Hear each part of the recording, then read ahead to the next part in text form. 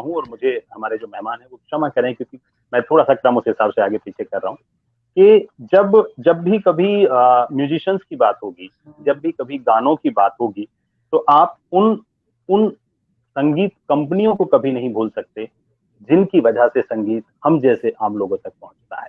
कितने लोग दिन रात मेहनत करते हैं, और उसमें भी जो लोग बिल्कुल शुरुआती दौर से इस संगीत की दुनिया में अपनी सेवाएं दे रहे हैं, उनके लिए तो एक अलग सा सम्मान बनता है कि जब स्टूडियो में गाना रिकॉर्ड होता है, बंद स्टूडियो में होता है, फिर वो दुनिया भर तक पहुंचता है, तो उसके पीछे कितने लोगों की मेहनत होती होगी, किसी खास की सोच होती होगी। वो जो सोच वाले लोग हैं, जैसा मैंने कहा था कि प्रोग्राम में सभी तरह के लोगों को आज हम आमंत्रित करेंगे, सबका आशीर्वाद हम लोग आज लेंगे। तो आप सिर्फ एक शब्द सुन लेंगे ना, सारे गामा, आप सिर्फ सारे गामा शब्द सुन लें, संगीत से भी जुड़ा है। और अगर आप संगीत कंपनी की बात करेंगे, तो आप ये देखें कि हिंदुस्तान की सबसे पुरानी कंपनी में है, 75 साल की करीब करीब उन्होंने सेवाएं जो है हिंदुस्तान को दी हैं, और उनके चाहे वो सारे गामा कारवां से लेके, वो हमेशा संगीत में नए नए प्रयोग करते रहे। हम लोग बचपन से, जब से होश संभाला, हम तब से जो है उनका नाम जो है वो सुनते आ रहे हैं।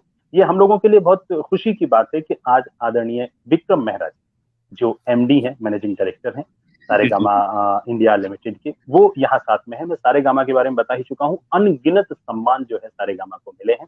वो फिल्म और टीवी निर्माण में भी हैं, वहां भी उनको नेशनल अवार्ड जैसे, न जाने उनकी फिल्मों को कितने अवार्ड मिले हैं। आदरणीय विक्रम जी ने आज समय दिया है, क्योंकि उनको जाना है, तो मैं विक्रम जी से बहुत मन से, बहुत दिल से गुजारिश कर रहा हूँ कि उनको शामिल करूं। विक्रम साहब, बहुत मन से, बहुत दिल से और क्षमा के साथ स्वागत करता हूँ। शायद फुजैल, नमस्ते। Hello, Vikram ji. Thank you so much for coming here.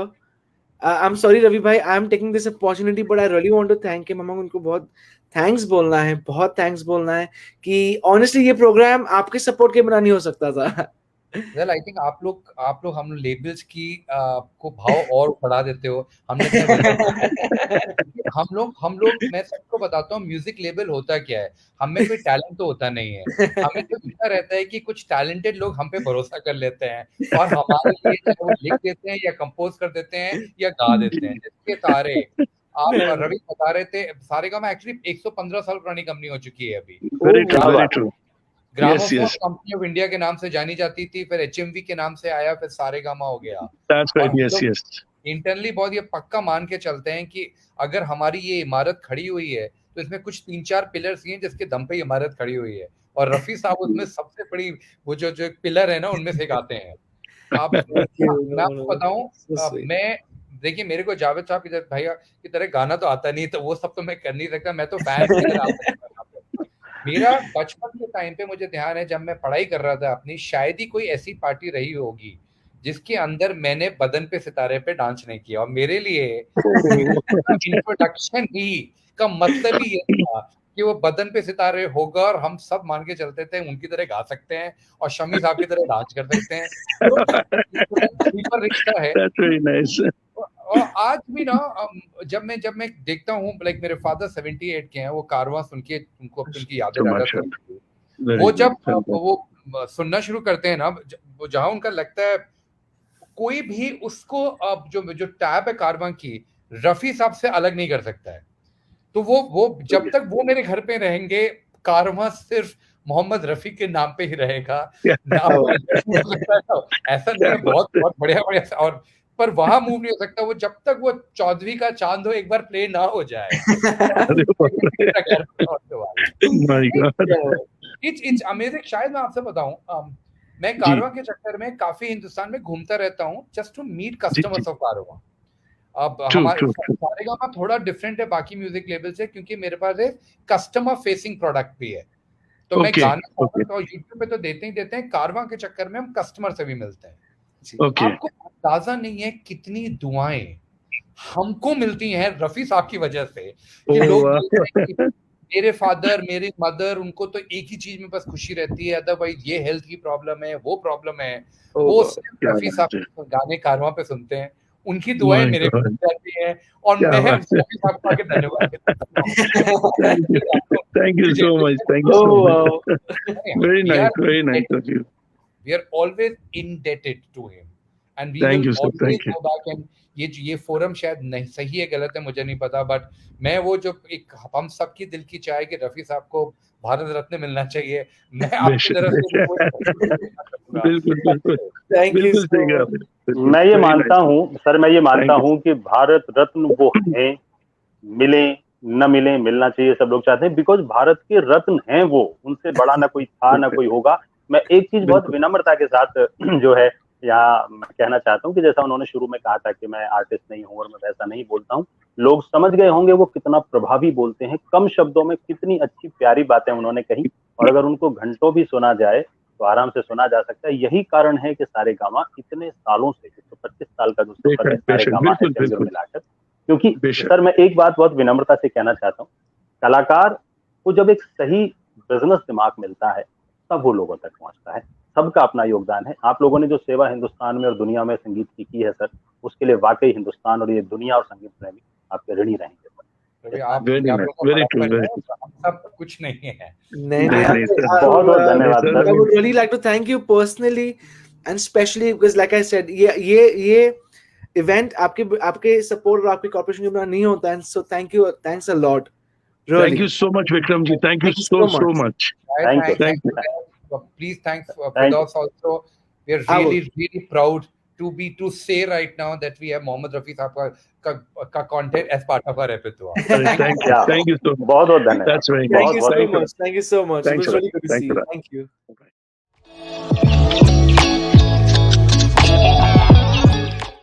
ये जितने मित्र सब जुड़े हुए हैं उनका फिर से आभार करता हूं। आप लोग मेरी तरफ से मैं सबको चाय ऑफर करता हूं, अपने घर में बनाए, लेकिन बनाते बनाते प्रोग्राम जरूर देखें, क्योंकि हमारे साथ अभी जो है बहुत सारे खास मित्र हैं। हम कॉपीराइट की भी बात करने वाले हैं, कुछ ऐसे लोग जिन्होंने म्यूजिक बनाया, कुछ ऐसे लोग जिन्होंने उनको दुनिया तक पहुंचाया, कुछ ऐसे लोग जिन्होंने अपने दिन रात की मेहनत के बाद उन कलाकारों के राइट्स को बचाया, जो बहुत जरूरी काम है। सबके अपने अपने काम है, हम उनसे भी अभी बात करेंगे। आप सब मित्रों का मैं एक बार फिर से जो नए जुड़े हैं हार्दिक अभिनंदन भी करता हूं, साथ ही क्षमा चाहता हूं नाम न लेने के लिए। अक्सर प्रोग्राम में सबके नाम लेता हूं, आज संभव नहीं है। रफी साहब का प्रोग्राम है, उनके तो गानों के नाम नहीं लिए जा सकते, तो उनके सुनने वाले जो लाखों लोग हैं, मैं उनको एक साथ प्रणाम करता हूं।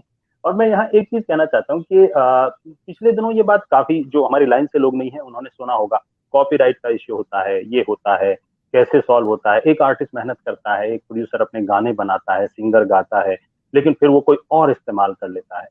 तो कुछ ऐसे लोग जो इसके लिए खड़े हुए, जिन्होंने अपनी दिन रात मेहनत की और उसके लिए एक संस्था बनाई गई। जो वो संस्था है, आप ये मान के चलें कि जो हमारे सिंगर्स हैं, जो उनके राइट्स की रक्षा करते हैं, उसके लिए इंडियन सिंगर्स राइट्स एसोसिएशन है, इसरा के नाम से। और मैं ये बता दूं कि आदरणीय संजय टंडन जी जो उसके सीईओ भी हैं और को फाउंडर भी हैं, उन लोगों ने उसको बनाया। आज ऐसी महान विभूति जिन्होंने संगीत पैदा करने वाले लोगों के अधिकारों की रक्षा की है, आज उन्होंने अपना समय दिया, ये हमारे लिए सौभाग्य की बात है। तो मैं सबसे पहले बहुत मन से, बहुत दिल से और बहुत क्षमा के साथ जो मैं सबसे मांग रहा हूँ, उनको स्क्रीन पर लेता हूँ। संजय जी, संजय साहब, बहुत बहुत आपका आभार। बहुत नमस्कार शाहिद भाई, नमस्कार फज़ैल, नमस्कार। ये तो मेरी खुशकिस्मती है रवि जी, आपने इतना बोला, मेरा ऐसा कुछ नहीं है योगदान।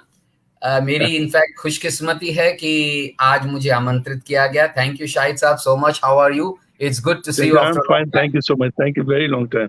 Thank you so much sir. Thank you so much. ये तो इनफैक्ट मैं कहूंगा कि ये मेरी खुशकिस्मती है कि मैं ऐसे युग में पला बड़ा जहां ऐसे दिग्गज आवाजें थी, और लकीली वो आवाजों का जो हक है, या जो आवाजों के लिए जो उनका जस्टिस है, वो दिलाने में मुझे भगवान ने पूरी ब्लेसिंग दी है कि मेरे हाथ में जो सौंपा है।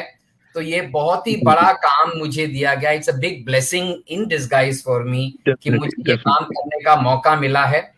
और मैं इतना सौभाग्यशाली हूं कि मुझे रफी साहब तो मिले नहीं, क्योंकि मैं उस टाइम पर बहुत यंग था। मुझे याद है मैं तकरीबन 15-16 साल का था, और जब रफी साहब चले तो मैं वहां पे पूरे उसमें क्राउड में देख रहा था कि कैसे in that funeral so of course I was seeing, what I would have loved to meet you, I would have loved to touch your feet, मुझे आपके चरण स्पर्श करने थे, और ये है वो है।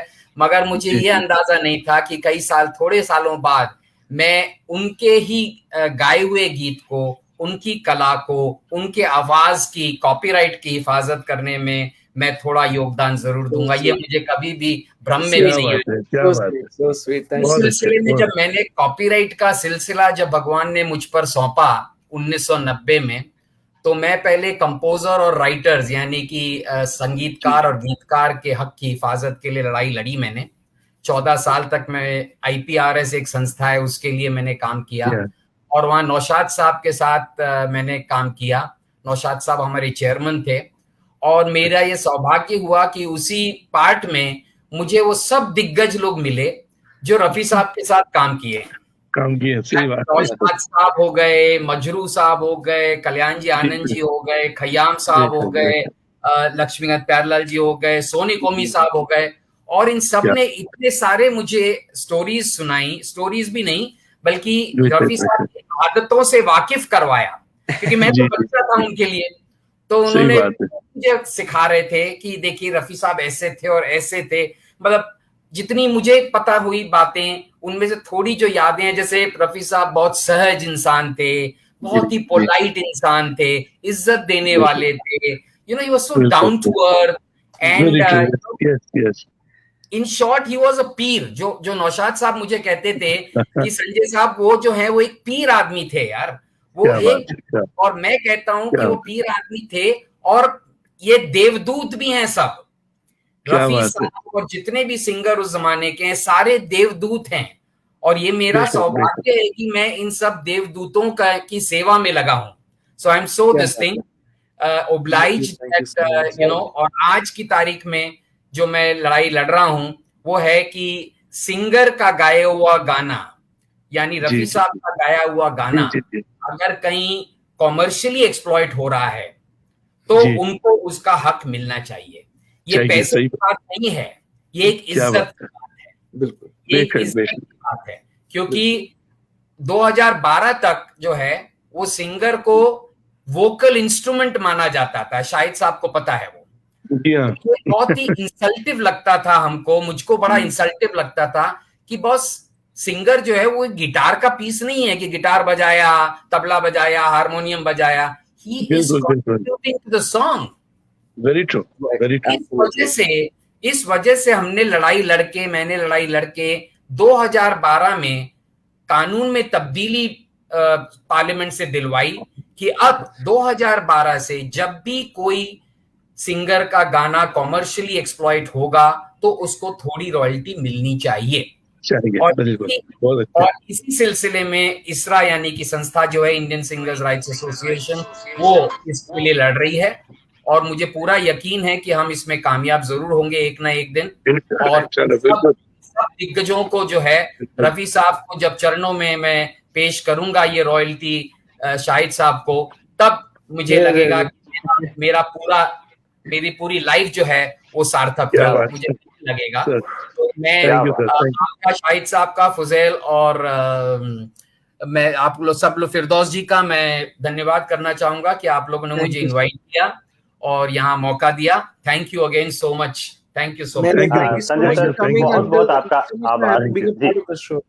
Thank you so much for coming in. Thank you so much for coming. Thank you so much. Thank you Shahid ji, thank you जी। संजय सर, आपके बिना, जैसा फुजैल साहब ने कहा, ये शो संभव नहीं था। आपने इतना समय दिया, उसके लिए आभार। और बहुत सारे कलाकार जो है समय सुनने वालों में जुड़े हुए हैं, दर्शक रूप में जुड़े हुए हैं, एक से एक सम्मानित कलाकार देश विदेश से। उन सब की दुआएं आपकी मेहनत को लगे, जो आप मेहनत कर रहे हैं सर, वो आप अपने लिए नहीं, कलाकारों के लिए कर रहे हैं। जी, बहुत बहुत धन्यवाद सर आपका। बहुत थैंक यू, धन्यवाद। Thank you so much. All the best.